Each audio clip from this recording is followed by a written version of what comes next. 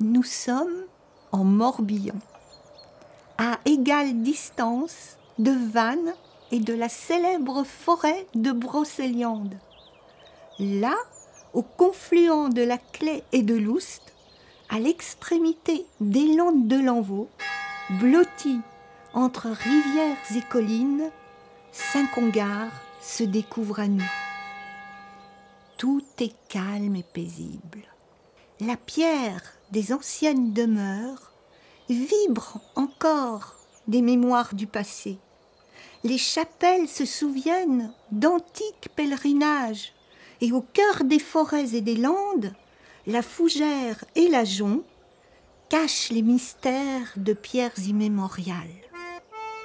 Les 780 habitants ont construit leur quotidien à l'ombre de l'église du bourg, entre la mairie et la poste, la boulangerie et le café. Mais la vie s'est aussi organisée dans les campagnes et les hameaux. Car cette commune, qui s'étire le long du canal, telle une belle alanguille, possède plusieurs petits villages typiques, fleurant bon le travail des champs et l'activité agricole. Voyez-vous, ici, il fait bon vivre. Et Saint-Congar est un lieu de villégiature fort apprécié de ceux qui goûtent la sérénité d'un paysage bucolique. Toutefois, cette apparente tranquillité pourrait cacher un personnage et des événements qui n'ont rien d'anodin. S'en souvient-on encore aujourd'hui ? Nous sommes partis à la rencontre des habitants pour essayer de le découvrir. Bonjour. Bonjour, madame. Bonjour. On ne vous dérange pas ? Non. On peut vous poser une petite question ? Oui. Est-ce que vous connaissez Nominoé ? Non. Nominoé, non. Non. Quelqu'un dans le coin? Parce qu'on vient d'arriver, donc... Oui, quelqu'un de Saint-Congar. Ah non, pas du tout. Non. Pas du tout. Pas du tout. Non. Non. Bon. Désolée. Je voulais savoir, est-ce que vous connaissez Nominoé ? Ça me dit quelque chose, mais je pourrais pas vous en dire plus. Il est passé par ici? Noé? Ah bah Noé, c'est le petit garçon de mes voisins, bien sûr que je connais Noé. Non, Nominoé. Noémie, c'est ma coiffeuse de Saint-Laurent. Non, oui, d'accord. Noé, c'est... Bon, merci Ouais. madame, merci. Ah, monsieur le maire, Bonjour. bonjour, tout va bien ? Mais très bien et vous? Très bien, très bien. Est-ce que on peut vous poser une petite question ? Bien sûr, je vous en prie, je suis là pour ça. Est-ce que vous connaissez Nominoé ? De la Noé? Non, Nominoé. Ah, non, pas du tout. Bon, d'accord. C'est qui? C'est pas un de vos administrés. Ah, pas à ma connaissance, non. D'accord, ok. Bon, on vous remercie. Et je vous en prie. Voilà. Bonne journée. Merci. Au revoir. Au revoir. Oui, j'ai l'impression que c'est très compliqué. Salut. Au fait, est-ce que vous connaissez Nominoé ? C'est un ancien roi breton. Ah oui, bravo.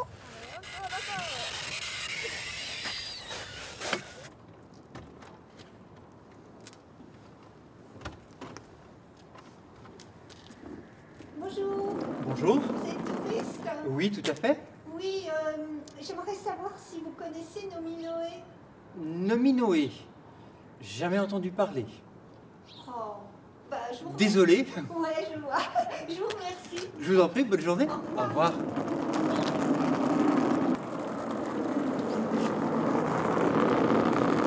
Mais au fait, juste une question. C'est quoi Nominoé?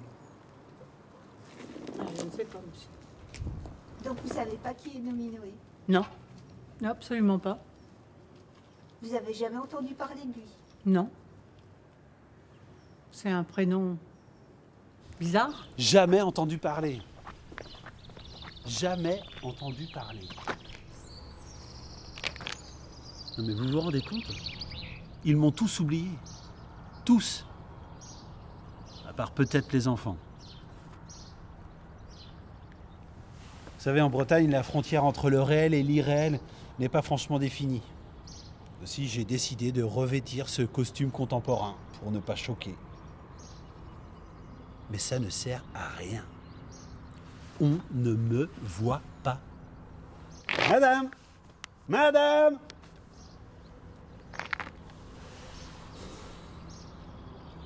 Je suis invisible. Ignoré. Incompris.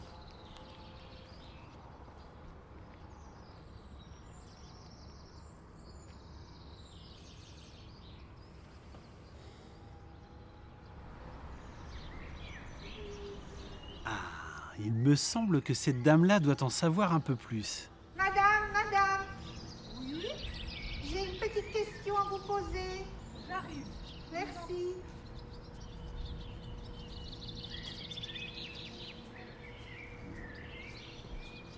Oui, bonjour madame. Bonjour. Est-ce que vous connaissez Nomi Noé? Nomi Noé, mais bien sûr que je le connais. Grâce à lui, la Bretagne fut indépendante au XVIe siècle. Là-haut, sur la colline, là-bas. Il a réuni le premier synode en 849. Un grand rassemblement, mais vraiment, un grand événement. Mais d'ailleurs, il a sa maison à Coudelet. Il a même... Ah oui, je vous assure, il a même sa plaque. C'est sûr. Madou et Béniguette. Je passe prendre Argentaël et j'y cours de ce pas.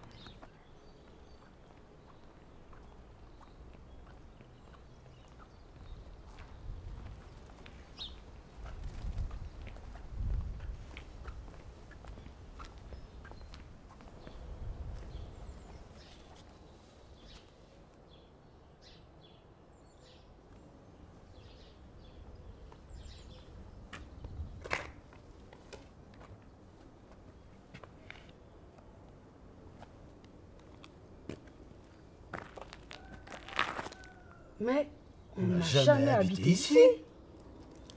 Mon Argentaël.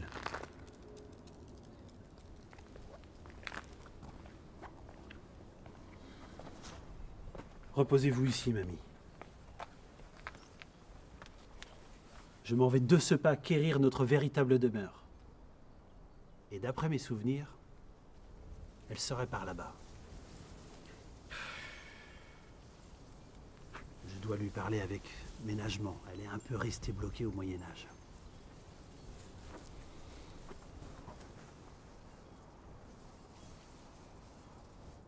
Allô René? C'est Argentaël. Nomi Noé m'a encore pris pour une potiche. Je crois que j'ai vraiment besoin d'être lookée. C'est dramatique. Tu peux m'aider?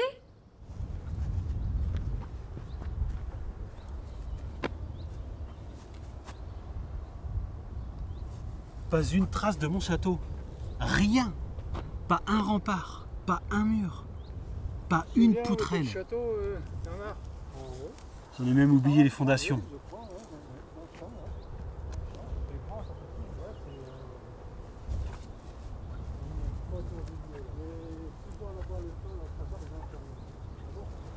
Bonjour messieurs. Bonjour. Vous êtes en promenade? Oui. Je voulais savoir, vous savez plus ou moins où étaient les ruines du château de Nomi Noé? Oui. Dans ce champ-là. T'es sûr? Et la route, le chemin est par là. Ben justement, c'est là. C'est le mur qui donne. C'est ce qui reste au fond. Le bout de mur ou les bouts de mur. C'est tout ce qui reste? C'est tout ce qui reste. Et si on irait plus loin, il y a des grandes murailles naturelles. Et là, ça nous donnerait une idée que c'était bien protégé, quoi, par le... Il y avait des remparts. Il y a des remparts naturels. Naturels, oui. Tu crois qu'on pourrait trouver des trésors là-dedans? Ça n'a jamais été fouillé, donc... Ah bah je vais venir alors. C'était par là-bas, sur la... Où? Au bout du champ, là-bas. Peut-être, mais peut-être plus vers nous. Il y a des grosses pierres en grès rouge, là, ça fait partie du château, ça? Ah non, c'est un peu trop loin, quoi. Plus la carrière d'à côté, là. Ah oui? Et est-ce que les gens d'ici s'en souviennent des pierres du château? Certains, oui. Oui. Pour moi, elles sont dans les maisons d'à côté qui ont été construites avec les ruines, quoi. Les gens s'appropriaient ça, quoi. D'accord. On devrait en retrouver d'ailleurs de ces pierres dans certaines maisons. Et donc ça fait partie de la mémoire locale. C'est ça. Ah oui, oui, oui. Oui. À condition d'avoir une bonne mémoire. Oui, oui, bien sûr. Mais bon. Et j'ai entendu dire qu'un cultivateur, quand il labourait avec la charrue, il butait sur les fondations. C'est ça. Oui, oui, on le connaît très bien. Il habite à côté, là. Il a même trouvé quelques trésors, je crois. Il n'a pas trouvé la statue de Nominoé, hein. Pas Non. comme à Notre-Dame-du-Roncier, non, non. Donc c'est sûr c'était ici. C'est sûr. C'est là. Ah, j'embrasse ce paysage si cher à mon cœur. Gast, depuis 849, ça a quand même bien changé, hein. Revenons à ce qui nous préoccupe. Autant vous le dire tout de suite, les historiens ne savent pas grand-chose à mon sujet. Ils ignorent la date, le lieu de ma naissance et mon apparence. En revanche, une chose est certaine, j'étais dans les petits papiers de Louis le Pieux, empereur des Francs. À une autre époque, on dirait que j'ai collaboré avec l'envahisseur. Oula, croyez-moi, tout ceci n'était que stratégie. Car je suis un fin stratège. D'ailleurs, pour les Francs, faire la guerre en Bretagne n'était pas une partie de plaisir. Devant les Bretons qui attaquent sans prévenir, se cachent dans les fourrés, réapparaissent en hurlant, ah, le soldat franc est bon pour la dépression nerveuse. Ils ne s'y feront jamais. Mais la diplomatie a ses limites. Et je ne tardais pas à retrouver ma dimension guerrière. Le premier à venir me chatouiller fut Charles le Chauve, fils de Louis le Pieux. Bon, il faut dire qu'auparavant, j'avais un peu brûlé et pillé la ville du Mans. Bref, j'ai proposé à Charles une rencontre à Bain-sur-Oust, dans le hameau de Ballon. Non pas pour une partie de foot, mais pour une bataille. Et pour mieux vous expliquer ceci, j'aurais besoin d'un tableau. Accessoiriste! Ça te va un tableau d'école? Impeccable! Par contre, il fait un peu chaud dans ces chats.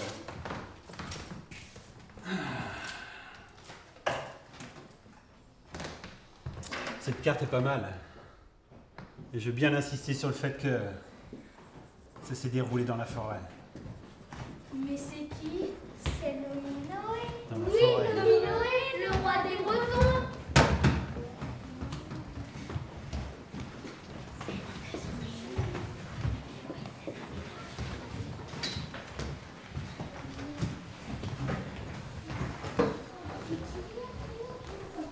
C'est Nominoé, le roi des Bretons. Quoi?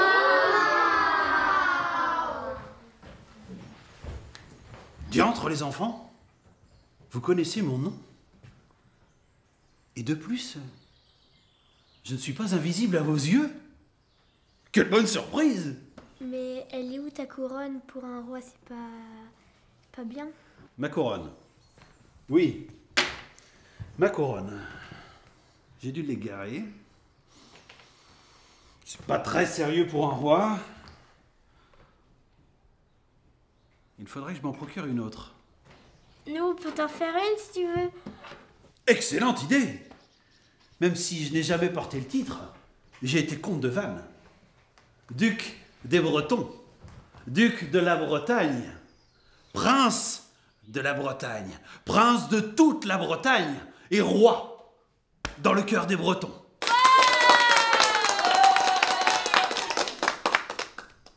À présent, les enfants, je vais vous raconter une histoire. Je vais vous conter la bataille de Ballon.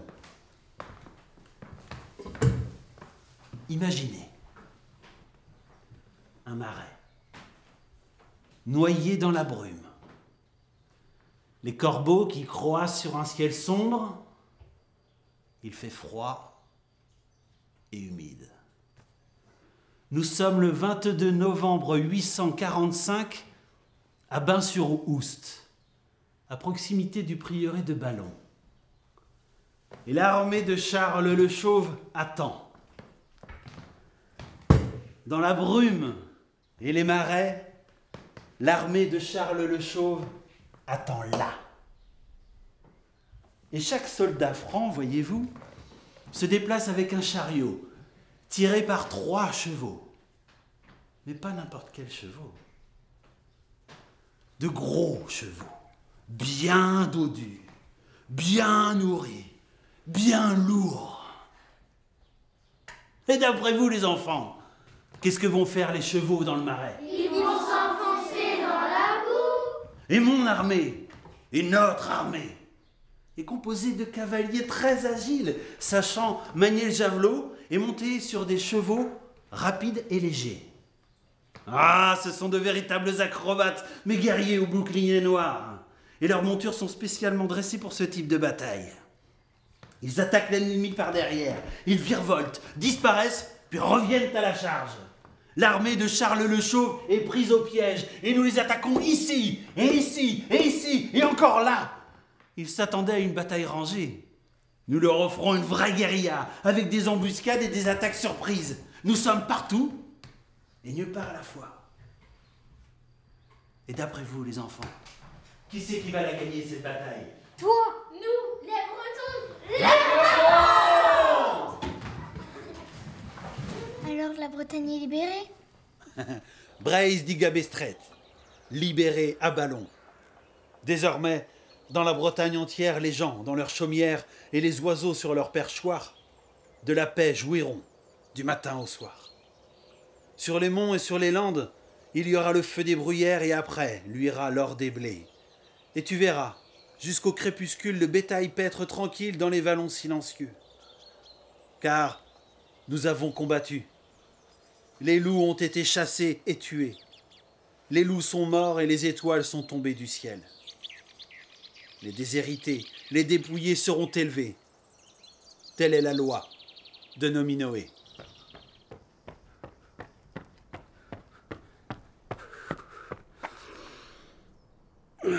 Croyez-moi, après une bataille pareille, il faut reprendre des forces. Et se préparer à d'autres affrontements. Même si Charles le Chauve s'est enfui comme un lâche, il a toujours été hargneux, le bougre. J'ai dû appuyer mon pouvoir sur la Bretagne et me débarrasser de tous ceux qui avaient un lien avec l'ennemi. En particulier de ces évêques nommés par les Francs, de fiefs voleurs, oui. Ils faisaient payer leurs actes religieux, ces voyous. Une honte. J'en étais très affligée.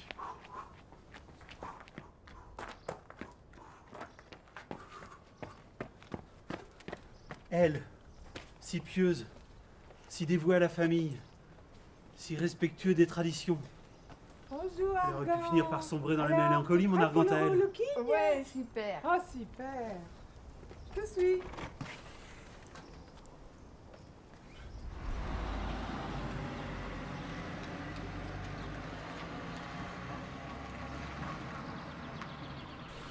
Pour les désavouer, j'ai dû organiser une grande réunion à Couëcleux, dans mon château. Une réunion où des prélats et des laïcs ont pu reconnaître l'infamie de ces évêques. Ah, ils ont fini par avouer, les bandits. Je les ai destitués. Et à leur place, j'ai nommé des évêques bretons, indépendants du pouvoir franc. Ce fut le premier synode breton, à Couëcleux, dans mon château.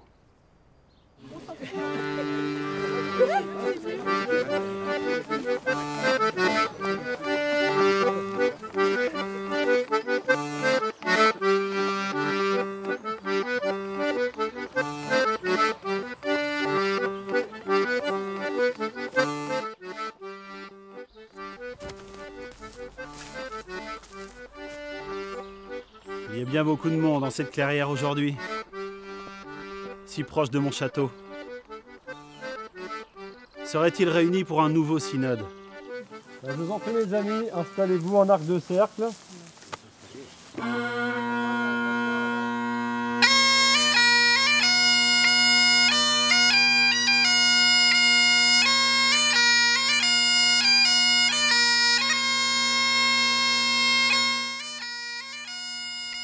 Où sont ces fiefés évêques? Ah, je suis prêt à leur voler toute puissance et tout pouvoir. D'ailleurs, n'en ai-je pas les codes? La cape rouge, le bâton, et de plus j'ai ma couronne. Mais tous ces gens, se rendent-ils compte que j'existe vraiment? Vont-ils me voir?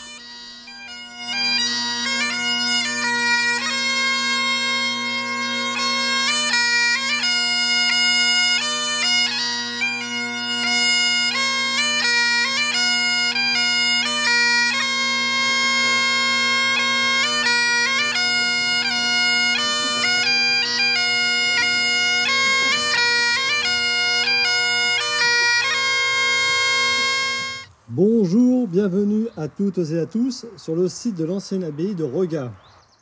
L'ermite, qui au IXe siècle fut chargé de défricher le lieu, était contemporain de Nominoé. Nominoé, c'est un nom toujours présent dans la mémoire collective de Saint-Congar. Aujourd'hui, nous nous souvenons tous de cet illustre personnage.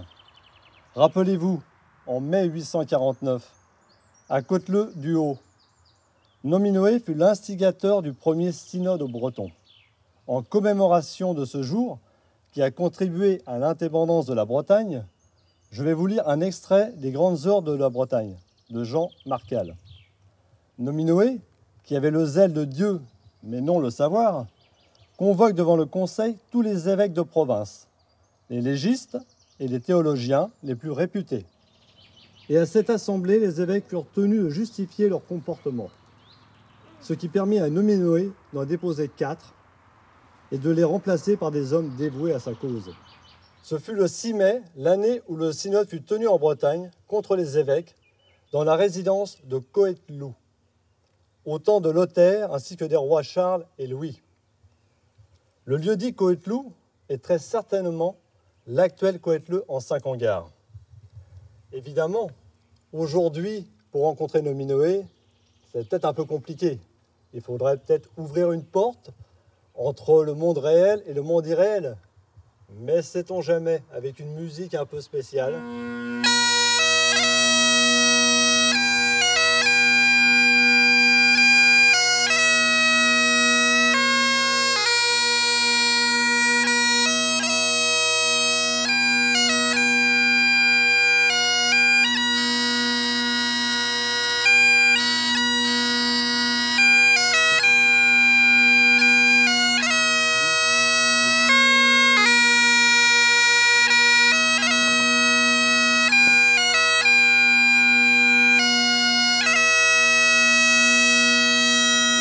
Je suis ravi de voir que la magie de la musique opère. Je retrouve ainsi mon pouvoir royal et deviens visible à vos yeux. Passer inaperçu pour un roi tel que moi n'est pas chose aisée. Mais heureusement, vous êtes là. Et grâce à vous, je suis de nouveau roi des Bretons. Vive la Bretagne! Vive la Bretagne!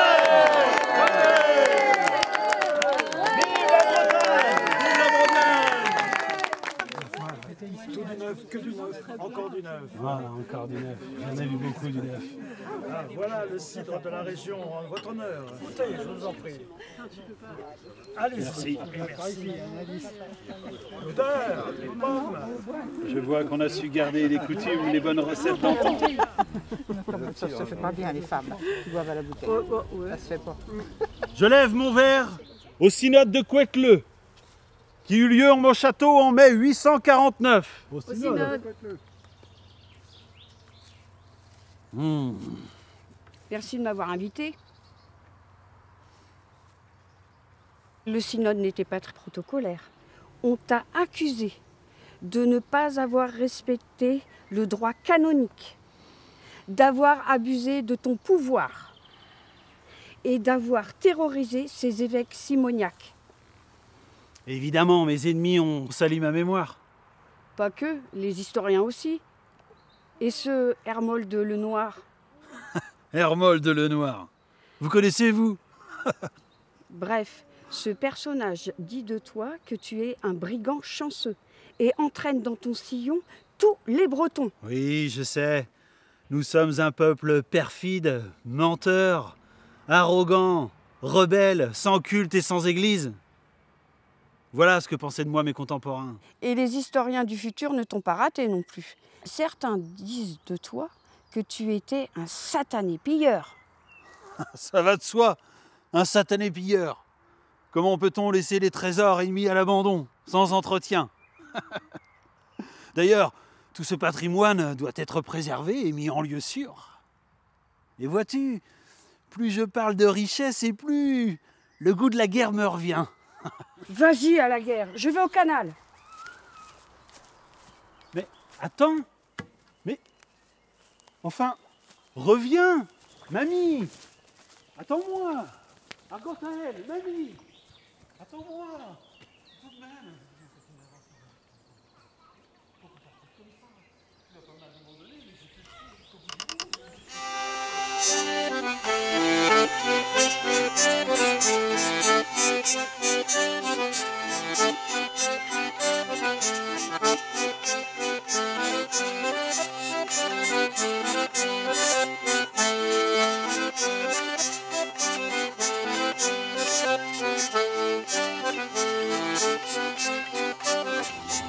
Non, j'ai dû dire Au lieu de nouveau synode, t'as dit niveau synode. Niveau synode, voilà, c'est ça que j'ai dit. Yallah, c'est quoi tout ce monde dans cette clairière aujourd'hui, là? Oui, je suis sûr ils se réunissent pour un niveau synode. Ouais, tu vas voir, ça va être la fête à Nominoé, hein. C'est qui le boss, là? Ah, la cape rouge, le bâton. Eh, yallah, il y a la couronne aussi, c'est bon, ça. Mais tous ces gens-là, est-ce qu'ils ont vraiment conscience que j'existe, moi? Hein? Comment je suis sûr qu'ils vont me voir? Va falloir un bombarde, là, hein? Ouais, yallah, faut la musique, là. Les musiques, les danseuses, là.